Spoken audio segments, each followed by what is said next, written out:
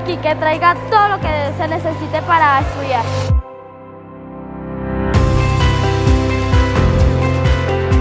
Hoy inicia un gran recorrido por el departamento de Risaralda en sus 12 municipios no certificados, entregando el 100% de la matrícula escolar a los niños, niñas y adolescentes de los 12 municipios no certificados su kit escolar, como fue el compromiso de campaña. Muy feliz porque es primera vez que yo veo en un kit que trae tijeras.